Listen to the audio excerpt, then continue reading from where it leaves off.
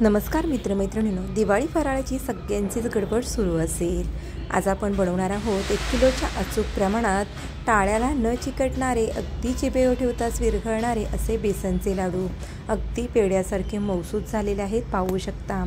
बेसनचे लाडू तयार केले की बऱ्याचदा ते चपटे होतात, आकार धरत नाहीत। तर तुपाचे अचूक प्रमाण व्हिडिओमध्ये सांगितलेले आहे आणि बेसनसुद्धा अगदी परफेक्ट रंगावरती या ठिकाणी भाजलेलं आहे।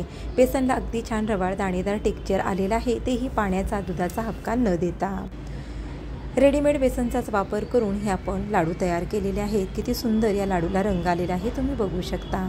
बेसन भाजताना आपण एक असा पदार्थ वापरलेला आहे जेणेकरून लाडू टाळ्याला चिकटत नाहीत, तर जिभेवर ठेवताच विरघळणारे तयार होतात। आणि लाडू कमी मेहनतीत कसे बनवायचे ह्याच्या भरपूर साऱ्या टिप्स अँड ट्रिक्स व्हिडिओमध्ये दिलेल्या आहेत। संपूर्ण डिटेल रेसिपी तुम्हाला पाहायची असेल तर या ठिकाणी जो त्रिकोणी आयकॉन आहे त्याच्यावरती क्लिक करून तुम्ही चॅनलवरती जाऊन संपूर्ण रेसिपी पाहू शकता।